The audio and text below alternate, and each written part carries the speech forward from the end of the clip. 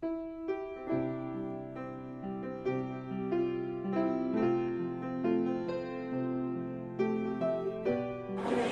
sini yang percaya dosanya semua sudah diampuni Tuhan? Oke. Siapa yang percaya kalau Tuhan Yesus datang semua terangkat? Puji Tuhan. Itu yang paling perlu. Apalah ada gunanya dapat dunia ini kalau jiwa binasa? Amin, saudaraku. Tapi pada malam ini mari kita bersungguh-sungguh hati mengerjakan keselamatan kita. Sebab sudah kita selamat, sudah kita lahir baru, ada rencana Tuhan dalam hidup kita. Tentunya saudaraku diampuni itu sudah hebat. Tetapi betapa baiknya Tuhan itu sesudah kita diampuni ada lagi rencananya yang luar biasa bagi kita. Ada masa depan kita yang penuh pengharapan. Baik di bumi ini sampai nanti sesudah kita tinggalkan bumi ini. Masa kekekalan. Haleluya. Nah saudaraku, saya dan saudara dipanggil Tuhan untuk keselamatan, tetapi dipanggil Tuhan juga untuk menjadi alatnya di dunia ini. Sesudah kita selamat, saudaraku, kalau saudara ingat perintah agung berkata, beritakanlah Injil, jadikanlah semua bangsa muridku. Berarti sesudah kita diinjili selamat, kita harus jadi murid. Mengapa kita jadi murid? Kita harus belajar. Tapi saya selalu berkata, lebih baik saya nggak tahu ilmu apapun di dunia ini, asal saya tahu jalan Tuhan. Daripada saya tahu semua ilmu di dunia ini, tapi saya nggak tahu jalan Tuhan. Hari ini saudaraku, kita tahu banyak ilmu, kita belajar, tapi juga kita tahu jalan Tuhan. Kita orang paling berbahagia. Haleluya. Jadi sesudah kita selamat, ada rencana Tuhan dalam hidup kita. Menjadi murid, itulah kira-kira yang secara umum. Tetapi selain itu kita juga mengerti bahwasanya sesudah kita selamat dan Tuhan Yesus sekarang ada di sorga, Tuhan mau kita ini di bumi sebagai tubuhnya. Betul? Tuhan Yesus tidak ada lagi di bumi ini. Tapi Tuhan Yesus berkata, Yohanes 14:12, dari Yohanes 14 ayat 1, Tuhan berkata, jangan kamu gelisah, ya, Tuhan naik ke sorga, bagus, supaya kemudian nanti saudaraku, dia sediakan rumah bagi kita di sorga, saudara Yohanes 14. Tapi ayat 12 berkata, engkau akan mengerjakan pekerjaan-pekerjaan yang lebih besar dari yang kau kerjakan. Berarti saya dan saudara harus melakukan tugas apa yang tadinya Tuhan Yesus kerjakan waktu dia di bumi.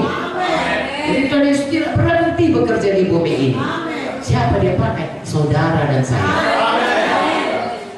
Seumpama kepalanya Tuhan Yesus, tubuhnya kita. Saya kan dokter, jadi saya tahu semua tubuh ini bergerak dari kepala. Kalau kepala bilang angkat tangan, saya angkat tangan. Kalau kepala bilang kakinya bengkok, saya bengkok kaki saya. Begitulah kira-kira. Kalau badan ini nggak menurut kepala, maka saya di sini berkhotbah saudara-saudara, saya ini tak semua. Kepala saya kesana kemari, karena nggak mau lagi mau mengikut. Tapi karena badan saya ini mau mengikut kepala, maka waktu saya bicara tangan saya semua harmonis. Gereja juga begitu. Bukan Yesus kepalanya, kita semua harmonis satu dengan yang lain. Lalu kita memancarkan kemuliaan Tuhan. Kalau saya begini-begini, saudara semua situ duduk, Yesus, ibu kemudian berhenti. Tidak mempermuliakan. Tetapi kalau kita saudara semua harmonis, memancarkan kemuliaan Tuhan, apabila Yesus ditinggikan, maka dia akan menarik jiwa-jiwa datang kepada Yesus. Jadi saya dan saudara sebagai tubuh, saudaraku, tubuh ini mesti satu dengan yang lain harmonis. Ada firman Tuhan mengenai itu. Di satu perkara hari ini saya mengatakan kepada saudara, ya, bahwasanya gereja Tuhan harus bersatu. Marilah kita langsung baca dari Efesus 4. Efesus 4 mulai dari ayat 1, kita akan baca sampai ayat 16. Tapi saya akan buat ini menjadi 3 bahagian, ya. Dari ayat 1 sampai ayat 6 dulu. Sama-sama kita baca. Saya baca ayat 1, saudara baca ayat 2. Haleluya. Sebab Sebab itu aku menasihatkan kamu, aku orang yang dipenjarakan karena Tuhan, supaya hidupmu sebagai orang-orang yang telah dipanggil berpadanan dengan panggilan itu.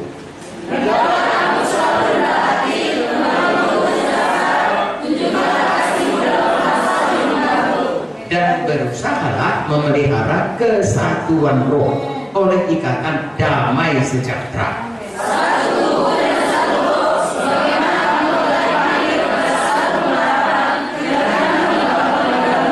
Satu Tuhan, satu iman, satu baptisan.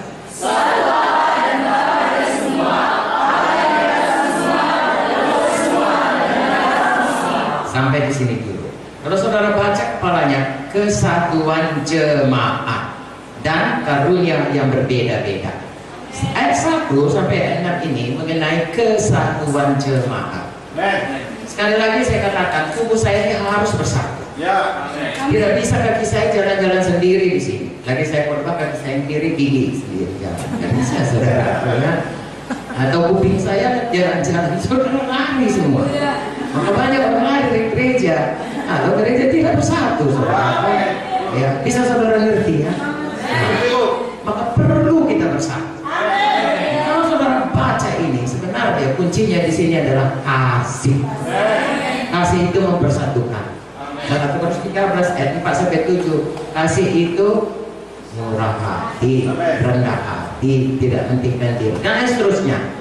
Jadi saudara, kasih itu kalau dalam Alkitab bukan hanya sekedar perasaan-perasaan hangat, ya. Aku mengasihimu, enggak. Kasih kalau kita ini seperti kasih Yesus mau mati untuk kita.